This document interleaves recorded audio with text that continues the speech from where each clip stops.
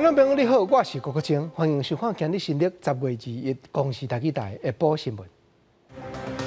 咱先来关心昨暝检察官调问军事情报局3个退休的军官，早起2人15万交保，另外退役的上校张超莲申请收押禁见。香港国泰航空宣布要裁员8500人，还有因手下投资的国泰港龙航空这间公司从此结束经营。上届新的研究发觉，泡牛啉入对塑胶干仔饲红婴仔，幼婴仔可能会啉到真侪塑胶幼粒啊。观众朋友，咱先来看讲中央流行疫情指挥中心说明讲，又搁新增加一个按1年带病入境染到武汉肺炎的患者，国内目前拢总是544宗病例。啊，今日起咱嘛甲韩国改列做中低风险的国家，还有就是日本又搁发生3个对台湾过去的民众验出病毒。咱当就来听指挥中心陈时中指挥官上届新的说明。国内有新增1位境外移入COVID-19 的案例那为印尼籍的学生来台就学，也是居家检疫完毕之后被被检查出来说是 COVID-19 的阳性。那他入境的时候是没有疑似的症状，且减负了3日内检验抗体阴性的报告。那个案于10月20日居家检疫期满，由校方安排装车至医院自费采检，并于今日确诊，目前住院隔离中。那其余5名一同入境之印尼同学检验结果均为阴性。那卫生单位初院长，我们掌握了这个接触者15人。我们今天在检验我们低风险跟中低风险的国家那韩国近来已经列入到就是说比较就是整个的疫情也趋缓，所以我们现在在这里面，今天我们就增列了一个韩国，增列为中低风险的国家。那另外我们今天有报告有3例被通报通报在3例从台湾出境到日本，那入境的时候采检为阳性的总共有3名。再来讲，今年流行性感冒的预防针确实真侪民众爱要做。台北市卫生局当就宣布即时开始，毋但市立联合病院各院区有咧服务，另外设伫咧各行政区的门诊部，一天一位也会配给100栋的预防针，啊，阁有400几位的社区注射站，早起嘛有袂少长辈时代去咧排列等要做。65岁以上的长者才能来这里施打流感疫苗。虽然落雨，也是袂少人一早就来你办公室排队抢摕号码牌啊，都惊350个公费流感的预防针一时啊都被做了了。我怎么那么早来？我早来，我6点就去运动了，我在这边运动。受到新冠肺炎疫情影响，大家拢真惊吓，造成全台民众抢注公费流感的预防针。进前卫福部疾管署紧急宣布，将款50到64岁健康民众来做，也互第一线里办公室是无用次拢敲电话通知里面，互65岁以上老大人先做。啊，不过也是有做袂到预防针民众将其出伫里长甲职工的身上。忍这个气，然后赶快去告知所有的里民来施打的里民，免得我们的志工好可怜啊，都很无辜都被骂。里长第一个首当其冲就是要骂里长啊！不止社区抢注，台北市联合病院外口门诊也是一早有真侪人来登记，无到9点早起，真的50张号码牌啊都被抢了了。因为我们昨天去阳明医院也没要打的话，9点多去打就没有打到，就说没有疫苗啊，所以我们今天就到这边来打。台北市卫生局表示，为21开始，会将有限的预防针集中到台北市联合病院12区院外门诊，这是开诊日就会配发100剂到国健康服务中心，民众用现场挂号，有个用提供到11月70。啊，不过也是建议民众先打电话来问，才袂去白走一逝。记者综合报道。换来看南韩这个目前发生有的民众流行性感冒预防针资料，一时煞来过往不行，原因阁无法度查明。到当统计牵连到的案件已经有5件，总是南韩的国务总理犹原是鼓励70岁过的长辈时代，这档预防针同款爱去做。啊，因的主管机关也已经赶紧咧调查详细实情了。南韩流感疫苗的安全出问题，小连续传出有5个人注疫苗了后，因为不明原因来死亡，政府当日开始调查。Public concern is mounting over the safety of the seasonal flu vaccines in South Korea, as a number of people have died after getting the shot. 韩联社报道，21大区一个70多岁男性，甲济州岛一个60多岁男性，拢伫咧注疫苗了后，因为不明原因死亡。20大地某一个80多岁无健康疾病史的老阿伯，伫咧注疫苗几点钟了后，伫家己的厝内过身，佮加上隔一天。全罗北岛一个70多岁负责人，还有顶一日仁川市一个17岁少年，南韩总共累积5件像甲疫苗有关系死亡案例。根据韩国时报，全国已经累积353件像伫咧注流感疫苗了后出现不良反应的个案。真侪民众认为疫苗有记录，决定讲要伫调查结果出来进前暂缓注射。Prime Minister Chung Tae-gyun in a briefing on Wednesday said that he would take the initiative to encourage senior citizens aged 70 or older to get vaccinated against the flu. 另外一方面，南韩日新冠病毒新增加91个确诊，其中有57件本土病例，是连续第6天确诊数字降到2位数，不过甲前一天比起来是小可提悬。6多人慢性病患者正集中的医疗机构群组感染嘛继续伫咧发生，亲友聚会所引起的疫情嘛搁在拖，佮加上境外移入病例是一直增加。韩联社认为讲，南韩的疫情随时有可能会出现拖翻头的状况。记者综合报道。今仔日的大代志，先来讲昨透明检察官调问国防部军事情报局3个退休的军官，因为这件人可能有牵涉到对中国泄露军事机密。到清早天光时，退役的少将陆志忠、退役的上校周天柱裁决15万交保，另外一个退役的上校张超莲是申请收押禁见，总是张超莲本人也有化冤枉，主张家己的清白。你有去中国吗？有去。受邀吗？接过一下。谁邀请你去的？我是台湾第一个特务去大陆。接过一下。就是天安门的时候，就我一个人在大陆。伫咧法警的传领之下，军职局退伍的上校张超仁透早去台北地检署复讯，针对涉嫌加入去强调案，张超仁强调讲，伊家己是清白的，并无去互吸收。而去中国是因为互国家派去做特务，所以才会互检调约谈。还有军职局退伍的少将郭志忠，甲退伍的上校周天柱，不过面对记者的问，伊是一句话都无讲。有什么要说明一下？绝对无限啊！你说中国政府多少钱？检调查出张超仁甲周天柱涉嫌为2013年开始，几啊届往回中国，而且由民间的人士来直接熟悉中国的政治人员，甚至交文件给对方。2016年邀请郭志忠做伙去，而且安排伊甲中国的政治人员见面，后来伊阁捌单独去赴约，所以检调接到通报了后，认为3个人涉及不法，20展开搜查甲约谈，要调查相关的案情。不过，前军职局的少将陈浩文是替因感觉真委屈。这种事情发生，我们是感慨万分。假如这样任意的、随便的就跟我们网络罪名，你不是逼他走这种绝路吗？这有什么好？在我们内心实在是非常难过。陈浩文表示，甲郭志忠已经熟悉真侪年啊，讲伊捌伫咧军政局第2处负责收集中国情报的工课，后来改派第5处，长期派驻香港，负责港澳相关的资讯。强调讲，伊无可能是强谍，因为张超仁甲周天柱拢是特警室出身的，每手特警室裁变军政局了后，再调去军政局做工课。因为即届3个退伍的将领、军官加入去强谍案。精神了后，张超仁去互声押禁见，因为郭志忠甲周天柱是拢以15万交保。记者综合报道。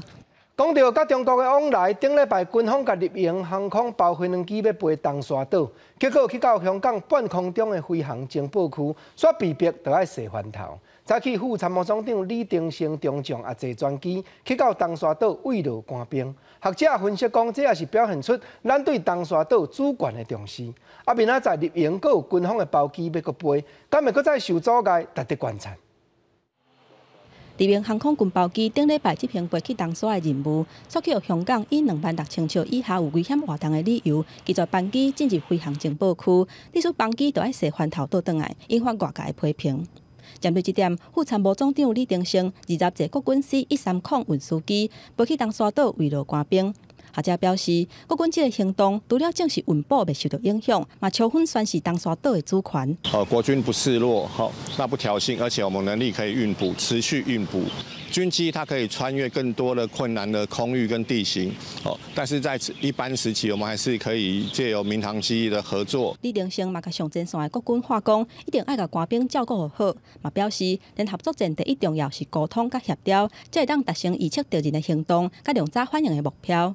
另外，驻岛陆战队嘛真罕见公开显示，陆战992以异地训练的方式派加强连进驻东沙，目前要伫东沙岛顶悬实施战备。学者分析，这个部队有标称反增加飞弹、红准火箭弹，就是要用来对付共军两侧登陆作战，要拍登陆的船艇。以东沙环礁的地理条件来看，它是水比较浅，所以传统的登陆载具只有小型舟艇跟系列船可以上路。那这反战车飞弹跟红准火箭就可以发挥很好的效果。不断的阻挡，那就代表他们有可能真的要找机会拿下这个东沙岛。敌兵军包机按算22各一届去东沙岛，国军这届先派副参谋总长视察东沙岛，外界解读是要让班机做后盾。不过学者指出，这可能会引起中国的反弹。若是班机各一届受到阻碍，国军就要提高警戒。嘛研判讲，解放军的后一步无排除会进行多数的封锁。记者综合报道。我来看下早起国家运输安全调查委员会去立法院报告业务。真受注目一项，就是2天前的今日发生代替普悠玛列车并车昨日事故的调查报告公布。记者会哪会难免要开，难免唔开咧？个另外就是今年5月19，代替煞阁有铁基路长闸笑外长，火车嘛照驶过去的案件发生。这站委员会也讲已经咧调查了。全体人员站起来，未满2年的普悠玛事故悲哀。运安会早起到立法院报告最近重大运输事故，其中真受关注的是今年5月19，代替3至100次往北的区间车，经过成功站出现long条无正常声音，检查才发现是铁基路断去。运安会调查发现，长离有44公分。在弯道的地方，成功站，轨道呢，台铁有来通报。有相当严重的轨道的一个破损，而我们人员虽然是在晚上，也及时启动到现场。不过当时代替无马上通报，后续连续起公河甲普悠玛自动河驶过长期的铁基路，后来才封锁检修。传出交通部长林佳龙知影了后非常生气，要求代替提悬检讨战绩，表示普悠玛事故的人命免白白牺牲。运安会也针对这事故进行调查，按算11月发布调查报告。针对进前普悠玛最后报告出来，运安会第一时间无开记者会，不过煞阁临时发布采访通知，也被立委怀疑是不是被施压。转了好几个弯嘛，主委你了解我意思吗？我了解。这样当然就会让大家觉得说，到底是不是说有外力在介入？没有这种事，上面的种种任何一个都不存在。运安会强调，因为加速强烈希望运安会对外说明，才会决定开普悠玛报告说明会。另外，外界关注的南方澳断桥案，运安会证实已经完成调查报告，不过依照定数，爱互被调查的单位先外界回复，按算伫11月底会对外界公布完整的报告。记者综合报道。大早日代替设伫咧台东火车头边，纪念2天前普悠玛并车意外一片公园，本地是要开幕。不过公园的名是想要号做普悠玛，却拄好和原住民族的部落相像。因为当时这款形体火车的名号，嘛是对原住民者号来的。总是这阵敢要接落这个名，就要经过原住民部落的会议讨论。2018年10月1日，代替台北开往台东的643次普悠玛列车并车，造成18名台东民众死亡，甲200多位民众受伤。今日是满2年，代替计划18伫台东火车站外口设的纪念公园举行开幕。不过，代替顶礼拜来甲部落协商，部落对公园名字有意见，开幕取消。我们是还没有经过我们的部落会议我们都还不晓得我们的最终的结论是什么。这2年来，普悠玛列车事故的家属甲代替求偿甲事故调查的说明，拢互家属真无满意。今日连纪念公园的名字拢抄白话，家属认为代替真是要好好负起责任。我要的是真相，我要台铁把该负责的人交出来。台铁表示，纪念公园已经规划好部落也同意伫这个月开部落会议讨论。目前纪念公园名字甲开幕时间还佫讨论。记者综合报道。关心政治，先来讲，下礼拜一中天新闻台这个频道换这条的审查会议就要举办。主管机关国家通讯传播委员会 NCC 也邀请投资中天的蔡衍明先生去说明经营的情形。早起台湾社、北社甲台湾教授协会做伙出面，主张讲中天拢无改善，执照该摕就爱摕。另外嘛是有支持中天的人士汇集做伙，伫咧表明主张。中天电视台换照的争议继续伫拖，最近引起真侪讨论。2014年时阵，中天捌因为违规的代志真侪，转来面对换照的危机。NCC 迄当阵以换照后半年以来需要完成4项附加条款，有惊冒险的过关。毋过台湾社等等的本土社团认为讲，5年外以来，中天电视并无改善，新闻自由袂当无站无扎，中天依法爱撤照的应该撤掉。根本完全没有改善，而且更加恶质。他可以公然的造假抹黑，这1个月来是表现的比过去5年多都好很多啦。这等于是下个礼拜是一个考试，在考试之前呢，从来没有想过当学生的职责，而且可能是在混流氓的情况。有人反对嘛，有人赞成。新党甲蓝天行动联盟同一时间伫 NCC 头前提票语声援中天，表示讲保卫100%的新闻自由，反对 NCC 甲中天电视台关掉。新闻自由是不能打折扣的呀！100%的新闻自由是我们台湾民主社会的一个保障。严厉的谴责 NCC， 不要做东厂，不要做打手，不要打手。中天电视台执照要伫12月初19期，也就是伫咧即工进前必须要完成执照换发。后礼拜2、6会举办换照的听证会。NCC 表示，因为中天利害关系人。新王投资董事长蔡面对中天的营运有深入的了解，所以邀请伊来出席。毋过这是伊的权利，毋是伊的义务。记者综合报道。来讲美国这届国会议员明年正月任期就到，但联邦众议院的中国工作小组已经提出7项支持台湾的法案，内容包含开放两国往来的制限，还有定期卖武器，甲支持台湾加入国际种种，望要白做伙做一摆互通过。另外参议院这边也有共和党甲民主党的参议员联合做伙提出台湾关系强化法案。台湾防疫做了袂歹，外交部推出防疫成就关键3部曲虚拟实境 VR 影片，小解台湾快速体检，还有各种对抗疫情疾病的方法，而且用 VR 就是要让大家亲身来体验看卖。运用 VR 的这种新的这种科技，来给大家看看我们的政府、我们的民众、我们的第一线的医疗人员是如何一起合作，在防疫上做出这么好的一个成果的。外交部希望透过防疫成就的影片，让民众了解政府拍拼的成果，也向国际社会发声，唔通看了无点，唔通轻视台湾的力量。若最近美国挺台湾的法案不断，因为国会任期伫明年1月份就要期满，为着加速通过重要的法案，众议院中国工作小组提出配套的法案，包括支持放零美台交往的限制、定期军售、甲台湾国际参与等等7部挺台湾的法案。The Chinese Communist Party is the greatest long-term threat to the interests of the United States of America. 众议院中国小组挺台湾对抗中国的威胁。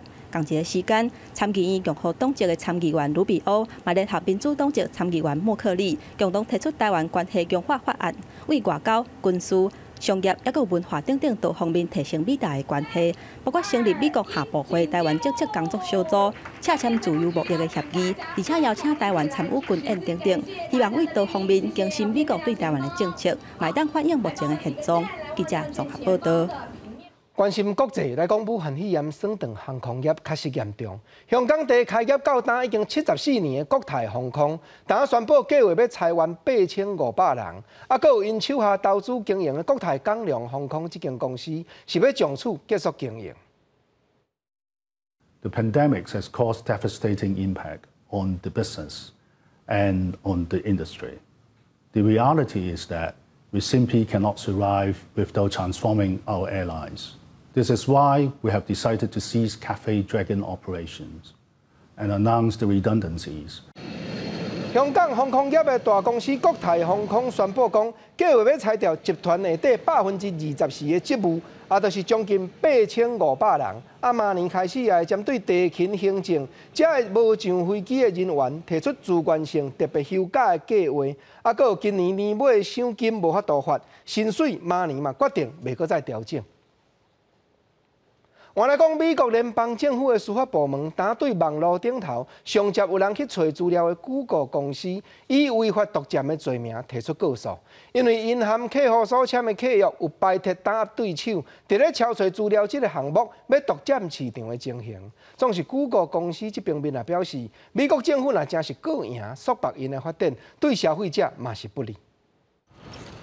美国司法部甲11个州20控告 Google 反托拉斯法，滥使用网络的地位妨碍对手竞争，对消费者造成损害。If the government does not enforce the antitrust laws to enable competition, we could lose the next wave of innovation.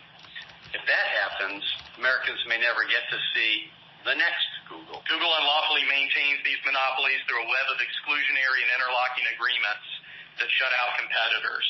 Google 全球事务高级副总裁兼首席法律官的肯特沃克伫咧部落格铺文表示，司法的诉讼有重大缺点，大家使用 Google 是因为因选择要安怎做，毋是去用强迫，或者是找无替代品。这款的诉讼对消费者无任何帮助，颠倒是支持用假品质搜寻代替方案，提悬手机的价效。大家想要得到使用的搜寻服务是更较恶。They also claim that Google's quality has gone down as a result of its monopoly. It clutters the space with more ads, and it claims that innovation is harmed in general. This is very hard to prove.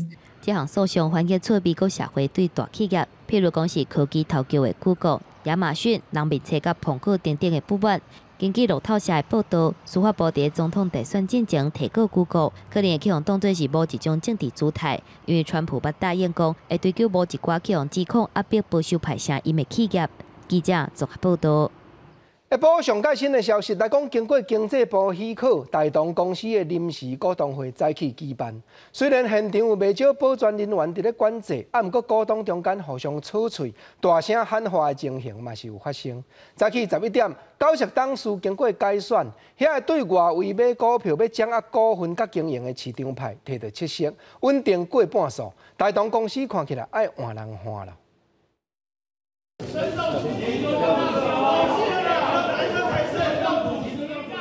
早起台东公司临时股东会伫典华饭店召开，市场派林丰信、王光祥甲林文燕这家人对决公司派现任的林过文严董事长。股东出席的比例达到92%，超过法律所规定5成的条件。11点开票完成，虽然林过文严有当选董事，不过公司派拢总只掌握2席。现场也有股东咧抗议讲，这边的股东会是违法，尤其阁有中国的资金介入。过来讲，早起内政部伫法院提出报告，建议要改善来台湾做实者的外国劳工的工作条件，甚至是唔通束缚，开放因自由选择要互啥人聘用，安尼先逃脱的情形才袂一再发生。总是立委苏家辉也掠这的话来质询劳动部柯明春部长，看柯部长敢有赞成？移工来台前都必须支付高额的仲介费用。第二个就是他的薪资待遇、还有劳雇关系、工作量跟工作环境等基本劳动条件可能不如预期。今年因为拄到疫情封闭边境，内政部统计到今年8月底，行踪不明的外籍移工已经超过5万人。而在去立法院卫权委员会的专案报告，内政部建议劳动部开放移工自由转换雇主，让移工有选择工作的机会，来解决所谓的逃走移工的问题。内政部今天好像是吃了诚实豆沙包。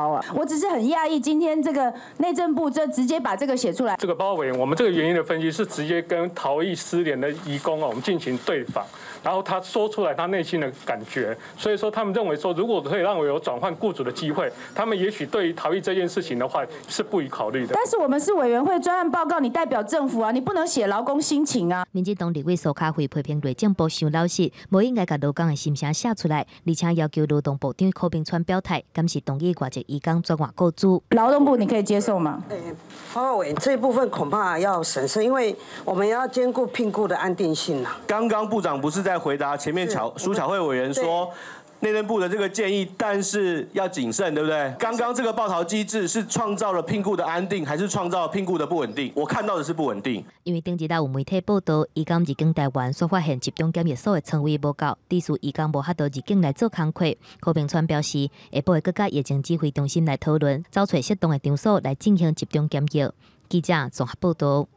来讲7月底，高雄市远景妇女协会这个团体逼出有要求社工人员爱甲一部分的月给关岛转去。照看10档来，这款暗销已经超过100万。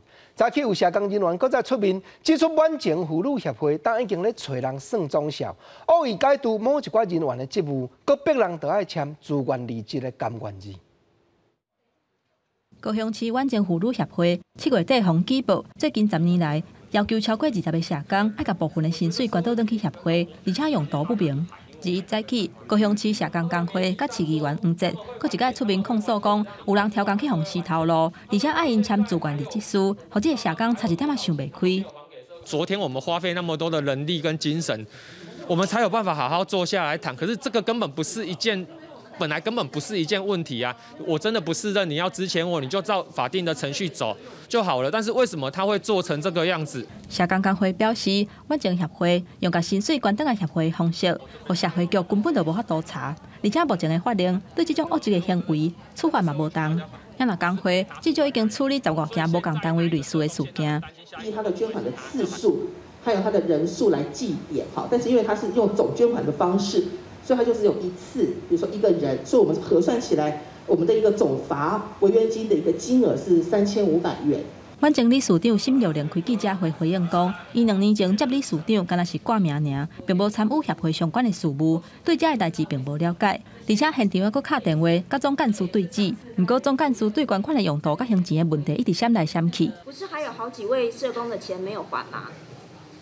这个我们也都已经在处理中了。协会你要营运，你要有那个房租，你要有这些，它本来就是需要有钱啊。那因为以前的这个补助不足嘛，才会有这个问题啊。高雄市劳工局嘛表示，17个时阵已经甲社会局做伙去做劳动检查，要查清楚这争议的问题，嘛已经排好调解的时间，后手会全力协助社工来争取权益。记者综合报道。我来看中部的消息，去年总统大选的期间，因为有立委指出候选人韩国瑜因丈人过去有占国有地囤废弃物的情形。经过国有财产署4家去采验，发觉西堤顶内确实有一笪国有地土壤受到污染。进一步检验地下水，发觉拢总有4口井水，内底有加着重金属。不过当时也无法度确定过去是虾米人造成的损害。基区进入森林西堤这笪国有地乌土壤，去年底因为有立委怀疑国民党总统候选人韩国瑜的丈人爸可能占用国有土地来回填废弃物，国有财产署找人来检测土壤，事后24个采样点发现一笪土壤4种重金属镍、铬、铜、锌超标，最近已经公开招标要开418万以毒污染的土壤，但立委认为政府出钱来负责收尾实在是不合理。厘清行为人，好，不能说有污染，都是我们纳税人出钱去清除。我是认为这是非常不恰当的。除了土壤污染超标，国产署今年先设置简易井检测地下水，发现东南段一至11地号地下水的盐甲铬明显超标，但必须设置标准井，才会当进一步验证污染的实际状况。立委陈昭华一期，这片土地捌红怀疑，和韩国瑜的丈人爸李立贵回填废弃物，才造成污染，但国产署表示无直接的证据。这一块地其实什么时候被盗的？那行为人是谁？说实在，目前我们并没有一个直接的证据，我们就以检调请检调来处理。立委陈昭华表示，李家捌因为违法占用国有地，向对讨补偿金47000多块。国产署澄清，向占用地号甲实际污出污染的地号并无相像，该等待进一步的追查才会当厘清。记者林曾志成台北报道。我来看台南市归仁警察分局公布，正月到9月车驶经过交通灯号咧4黄灯也是4红灯的路口所发生的交通事故，拢总有319站，甚至其中有4站是死亡的车祸。规日呢，警方也列出4黄灯、红灯这款较危险的10大郊区的路口，提醒辖区内底的民众都要小心。 本月18号，一名民众骑着奥多迈伫昆仑闽南路口等待，但是后一秒煞扣另外一台车直接弄掉。另外，今年7月中旬暗时啊，桂林区东进南路一段大新路口嘛发生一起死亡的车祸，共同点拢是无注意闪光的号志。不会想说啊，闪红灯应该要停车再开还是怎样？哦，大家会直冲啊。啊，特别较慢速的啦，是。哦，会啦，当然会咯。哦。十字路口啊，这两危险呢。 其实黄灯就要停了，这样的话是个人安全还是别人的权利都要顾到。桂林分局辖区内有袂少路口是属于郊区的道路，闪光号志的设置相对较侪，加上民众若是无注意用路的规则，有可能就会造成性命财产的损失。为此，桂林分局嘛列出辖区内10处危险的路口。我们认为驾驶人对这样的一个闪光号志的。 这样的一个路权的观念是比较薄弱的。经过我们的统计今年1到9月份总在这种闪光号志的路口总共发生了319件的这个事故那其中有4件是一个死亡事故。 桂林分局是表示，闪光黄灯代表是行伫干道顶面，但是看到闪光红灯代表是开离之道，黄灯就代表警告，车辆就要减速，红灯是代表停车搁开，所有经过闪光号志的路口，就一定要慢看停，避免成为死亡的陷阱。记者郑混淡报道。 等下开工分林，10外冬前，元长合河川的社区倒种50几丛黄花风铃木这款树丛。秋冬天花期到，景致是真水。谁知影讲前几日这个大树真侪枝叶煞互人锯掉，搁直接伫街路边放火焚化。庄内民众嘛要求讲，感受农民为着要曝土豆，惊树砸到日头，才会去扫。但乡公所也已经出面了解详细了。 来到元长乡河川社区，道路边种植将近50丛的黄花风铃木，但近期看民众发现，有将近一半的树木拢被锯断，搁小过分级。一问原因，确实依据当地农民要为曝土豆做准备，惊树枝和树叶砸到日头，才将树木锯短，引起争议。树要整理啊，无哪有路通拍。这款的，若要讲起来是讲，咱都有个心要甲伊整理这个迄落的，有影剪了较大，种一树啊。有当地民众表示，这个黄花风铃木已经栽种10年，这几年来只要开花，花拢开相当的水，但因为边都是枯豆园，农民拢会家己来修剪树木，近期看到边一只小树枝和杂草，希望相关单位爱追究责任。这次我们是用规劝他，然后看事后那些树木生长的情形会是怎么样，我们会再进一步跟他们做沟通讨论。未来我们已经有跟他劝导说，在修剪的过程，要兼具那个整体观感。元长乡公所表示，为着要看地曝土豆，农民自发性的整理道路，但这次看到边一只小树枝，恐惊影响到树木生长。现在已经要求关节单位来检讨，若未来搁要修剪树木时，需要由相关单位勘查讨论，才会当来作业。记者为你报道。分林看完，咱来看嘉义。嘉义市教育处统计讲，市内各中各校运动场目前有8%是采用 PU， 就是塑胶粒这款材质的跑道。不过较欠点就是保养的开销重，天气若伤过头热，佫会走塑胶现出来，较歹味。但市府即阵已经有打算要开始换新，总是学校咧反映讲，若佫再翻头转去铺红土，也是会行较够营业。真正专业的运动场，使用这种塑胶原料做的 PU 跑道来吸收运动员骹骨的冲击，嘛会看咧互顶下来作用。嘉义市目前28间国中国小当中，只剩2间国小也是使用红土的跑道。学校认为红土的跑道较自然，对囡仔对环境拢较好。伊本身面顶的透水性铺面是真好的一个环境。另外就是讲，咱囡仔若伫面顶运动的时阵，若无小心去跌倒，伊受伤的迄个空脆会较轻，会较细空安尼，较袂讲像迄个 PU 跑道的颗粒较大，伊也愈着挫伤的面积会较大。这种塑胶原料的 PU 泡刀，天气热的时阵会有一寡奇怪气味，而且时间久啊嘛会变丁，对成长的囡仔来讲，颠倒无好处。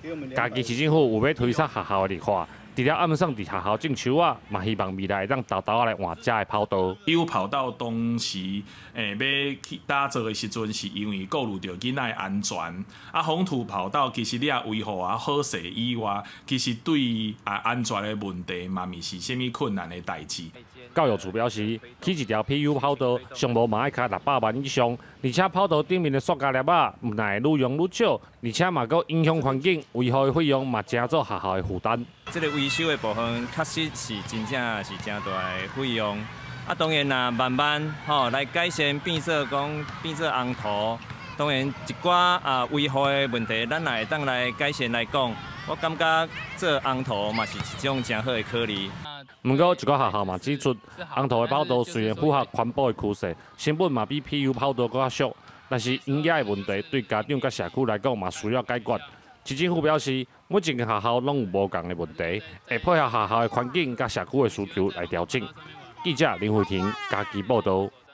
我来看屏东潮州过去一片第二公墓，有列入都市计划，要当作校园的用地。迄时阵就开始禁止民众搁再来遮收埋安葬亲人。啊，毋过买手因为现代人囝生少，学校毋免搁再加起。但县府也决定要甲这片所在换改设做互人来训练野球、拍垒球的运动场，拍算明年就会当完工落成了。伫屏东县潮州镇的这片空地，草啊四界生团，这原底是第二公墓，已经禁止安葬亲人40栋。今仔因为少子化，这块地对学校的用地改规划做公园的用地。潮州镇公所最近准备要开始学，明年才就会变做2大共野球、含垒球的运动场。延宕40几年的迁葬计划，在今年就要开始实施。因为什么一定要在很迫切的时间去处理？因为它本身是都市计划内一个编定，所以它会影响我们整个都市发展。因为屏东县政府准备要伫潮州运动公园打造全台第1大符合国际比赛规格出兵场地，所以按算要用第二公墓的空间，将原地运动公园内的野球、垒球场刷来到这。潮州运动公园里面，那我们县政府，我们潘县长只是在那边盖了一个国际型的溜冰场赛事场地。那棒垒球场的这个运动爱好者，他们自然就没有地方可以去。那后来我们辗转协调，就是说，在我们的这个方向先做一个简易型的棒垒球场。潮州镇公所表示，公墓阁有195个墓还未挖起来，公告了后，若无人来认领，公所会做安排。希望年底进前会使将墓拢刷位，新的共野球含垒球的场地明年就会完工。记者综合报道。再来讲，早起在野党有立委针对学校学生法的条文提出修正案，主要就是其中第23条要立法禁止使用正肉精的肉品甲加工食品，唔通互人烧入去校园煮食做营养午餐，才袂影响到学生的健康。自己孩子自己教。25个学生家长、幼教、教师团体甲校长代表拢站出来，呼吁爱马上修法，有来课多班的猪肉绝对爱全面退出校园。你若无办法这寡不孝业者啦，伊今日甲这寡瘦肉精的肉品入来这个校园，我问你各位老师，你敢知？我们担心相关再制品及这个学校午餐的供应的源头是不是有受到严格的稽核？教育部8月28已经发文给各级学校，学校供餐若是有使用猪肉甲牛肉，一定爱采用国内在地食材。毋过家长认为讲，修法才会当有效来阻挡。同一时间，立法院教委会审查在野党提出的学校卫生法修正草案，国民党立委林奕华以即马禁止使用基因改造食材来激励。法律的规定绝对比公文更较有效力。祭典没有用国产的肉品是不用祭典的，因为我们就优先使用嘛。但是对于没有使用非基改，就要祭典。拄源头来控制甲管理，国民党立委石一峰等等23个人提出第23条的修正草案。学校的供餐禁止使用任何有乙型受体素的肉品，还有有初级的加工品，而且爱严格来规范。你支不支持我们这样的说法？然后作为你现在函告的一个依据，当你有法源依据的时候，你做起来你就更有肩膀、更有力量。现在就是有法源依据。高有支持在野党提出来修法，潘文忠敢若强调讲，即卖法院是有依据。啊，若是在野党立委甲党团针对学校卫生法提出来19项修正案，因为民进党团无同意逐条审查，落尾全部交付调野协商。记者综合报道。原来讲澳洲上届新的研究发觉讲，泡牛奶入的塑胶干仔饲红婴仔，可能会造成幼婴仔一天内都会甲160万粒以上的塑胶幼粒仔顺续淋落去腹肚底。对这项研究也通看出讲，看袂到、摸袂到，这一微微啊大的塑胶幼粒仔对咱人类生活的影响，有影是一世纪都在发生，互人真歹料想。婴仔用牛奶管仔啉牛奶可能有风险。一阵科学家以世界卫生组织指南用95度的烧水消毒，佮用75度的水冲牛奶粉，悄悄的发现塑胶牛奶管仔释出几啊百万的微塑胶加上调的纳米塑胶。Any containers made of plastics is actually a risk because it's a flexible material made to be flexible, and in this particular study around 60 degree. It is actually degrading and releasing millions of microplastic as per the study.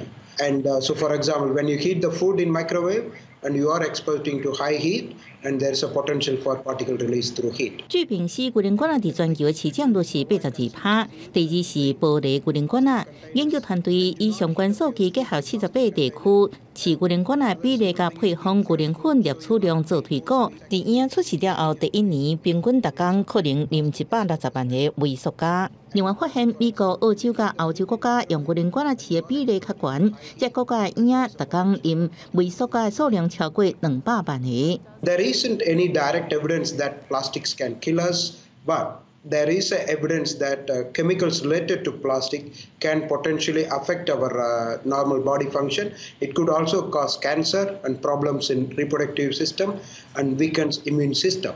But there is no study also saying that there is no risk. So it's a new field of research. Avoid consuming foods and drinks in plastic containers, and do not heat up your food in plastic container.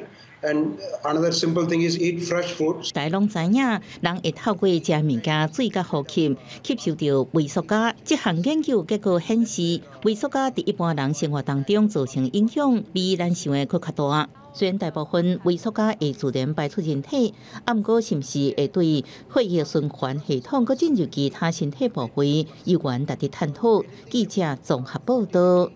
过来讲，武汉肺炎犹原拖袂休，今年年尾过年暗的活动敢要举办？台北市高本体市长是初步决定，市内若超过15个病例，就要取消，换用网络转播。新北市侯友宜市长是讲，袂当干那单独看一个县市的情形。若高雄市陈其迈市长是表示，总是要配合指挥中心，才过来调整。3、2、1。跨年大家拢咧看的时阵，就是102放烟火，佮加上台北市政府跨年晚会上万人做伙迎接新的一年。但是今年拄着新冠疫情，台北市长郭文泰嘛评估，可能疫情会佮升悬，安尼晚会要安怎？从这个南韩、日本跟新加坡的案例呢，说台北市突然出现1个礼拜15个确诊案例，有没有可能？当然有可能。如果已经到了1周有超过15例的案例的话，确诊个案的话，我们就会在这个跨年晚会上，你线上或转播，这会以当时发生的状况而定。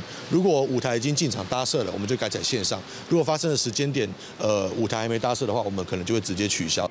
台北市府初步规划会以台北市感受出现15例以上的确诊案例做标准。今年为11月底开始，台北市政府有一连串的庆祝活动，未来由中正到松山顶6个行政区，佮加上31个跨年晚会，7场活动会以疫情的变化随时做调整。新北市长侯友宜认为，袂当以高一个县市来做评判。到目前为止，我们的方向会跟中央疫情指挥中心。跟我们地方的整个疫情来做相结合，我们绝对不以单一个数据作为办不办的依据。我都会要求说，是相关的这个措施要跟中央大家能够协调，不要每一个城市的做法都都不太一致，那这个也必须有一个科学性的一个基础，要多少人以上、多少人以下做一些管制。看年活动，敢会考虑用网络转播？高雄市长陈其迈透露讲，会有无同款的营运方案，同时嘛要看国内外疫情发展，配合指挥中心来做调整。记者综合报道。再来讲，伫白色恐怖的过程中受难，互人关17档的知识分子瓜基华先生，踮伫咧高雄的旧厝，即月日开始推出 VR 挂目镜，互人幻想实景的体验。去到现场参观的民众，会当直接体会瓜基华本人过去互政府当局审问，甚至是折磨的过程。人本地伫灶骹咧啉茶，煞雄雄出现一个生份人，甲伊掠去。柯先生吗？柯先生吗？请跟我走。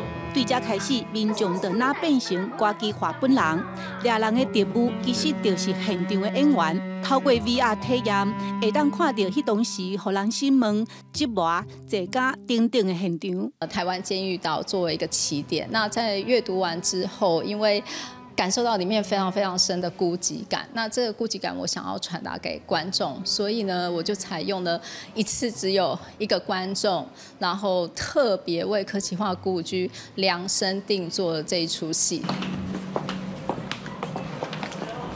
你去。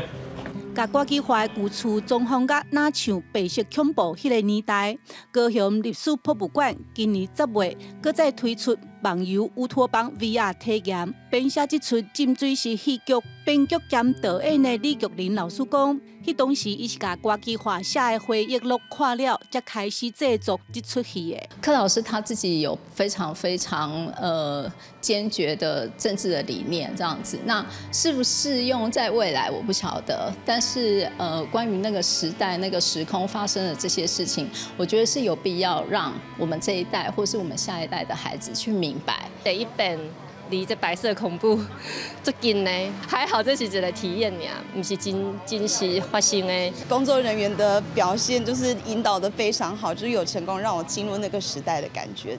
短短30分钟，民众就亲像回去到瓜基华失去自由迄17档。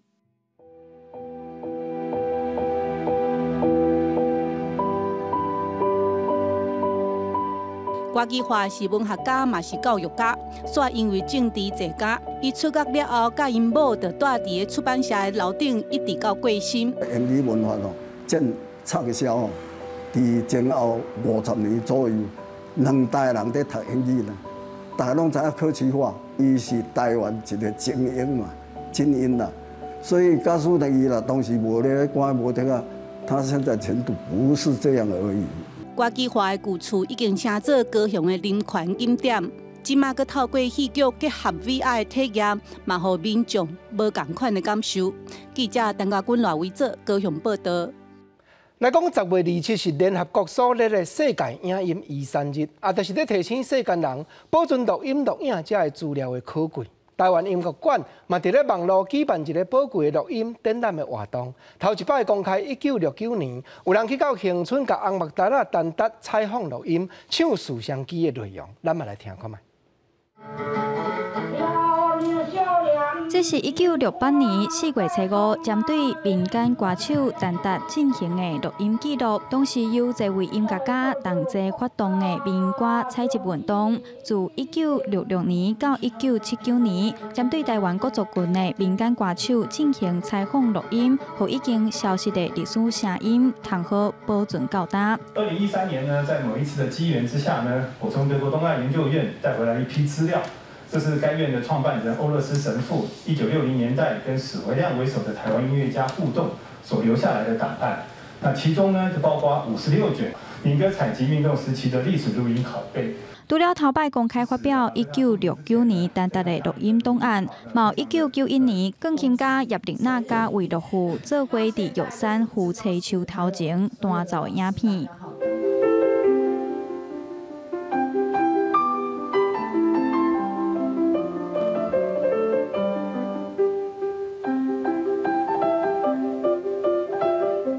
台湾音乐珍贵录音线顶顶，除了吟唱诗人单达更更加叶丽娜加维洛夫，也阁有声乐家石木德、作曲家温良信的资料展出，要和民众做回顾珍贵的台湾音乐历史。很多人都常说，走过必留下痕迹，但是所谓的留下的痕迹，是不是能够可供后人参考？就是必须要加以整理、编目和收藏。这是一个非常需要时间、耐心和专业的工作。要感谢的人实在太多，而且是非常的荣幸，有那么多人的工作投入，把我们的资料做成这样子，所以跟徐老师一样，我觉得不知道怎么回报，就是专守自己的专业。展览规划者黄君仁嘛讲，做好档案的保存，所落来任务就是爱思考如何展现甲推广，希望透过世界影音遗产日的机会，将库房内底的实体资料数位化，放伫网络，通好互大家欣赏者的美妙乐声。记者杨淑静、谢桂林台北报道。保存过去的历史来讲，日本时代家己城隍庙，捌有企业家架好伫庙埕起一座戏台，每手戏台过拆，企业家的时势也甲戏台一寡高贵的建材运转去，换起做厝体咧住。但这间厝也互家己市府登录作历史建筑了。老厝的椅仔一支一支扛起来检查，需要换的椅仔嘛爱用木工甲榫头做出来。这间厝的前身是一座日本时代起的戏台，内底有漳州甲日本文化的建筑元素。家己市政府特别邀请专业的甲座师傅透底修整。漳州的那个龙鱼，这个很少啦，台湾大概不到10只，这个是很少看到的。这间厝头先是一座戏台，是厝主的时代寄付予家己城隍庙。后来庙方因为庙埕空间无够要拆掉，厝主想要保留时代的诚心，佮把这个戏台建材买回来，改做厝来住。中日战争啊，这个嘉义会有很大的轰炸，住在市区也是很危险啊，所以那以前这边是郊区啊，所以才会怎样搬来这里住啊，搬来这里住，你一定要隔层房间才能住啊。因为当初这些建材有的是为中国运过来，而且后来起价紧的时阵，佮增加日本的风格。算起来，这间厝有真特别的历史。负责修整的师傅讲，用戏台改做厝来住，这可能是台湾唯一的一间。伊重点有4个串角出来哦，是用行路咁坐伫遐欣赏咱咧搬戏时阵的特色啦。啊，所以较别种，甲一般咱的闽南式建筑会较，毋是属于咱要大迄款式，另外一种设计吼的风格不一样，蛮有看头的。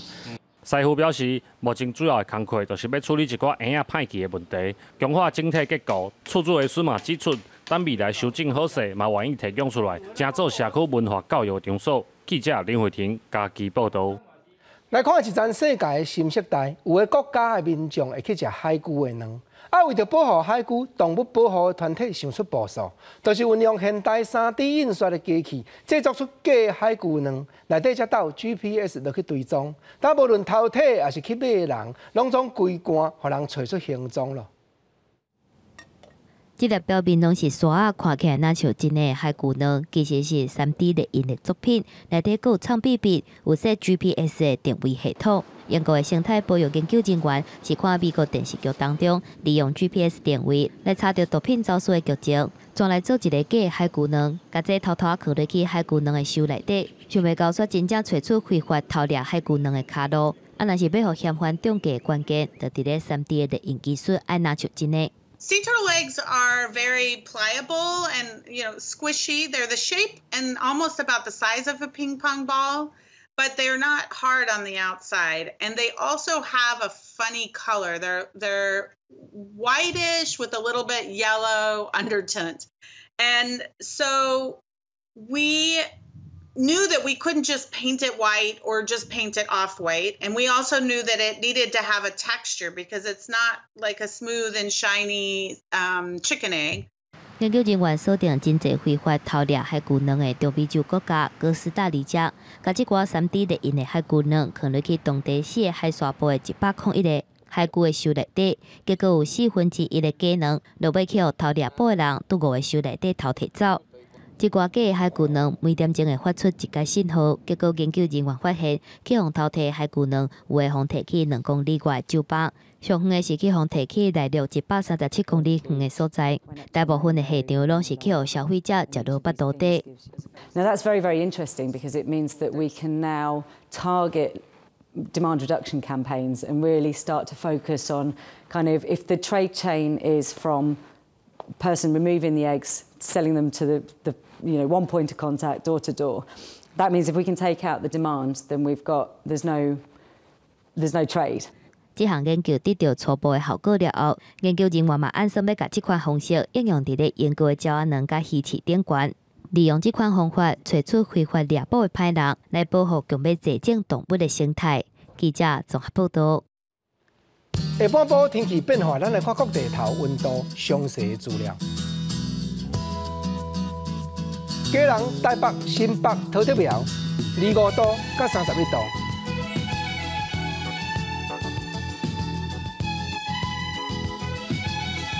台中、彰化、云林、南投、嘉义27度到32度。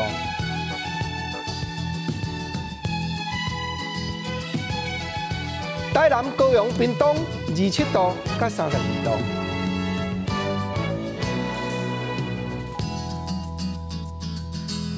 宜兰、花莲、台东24度到27度。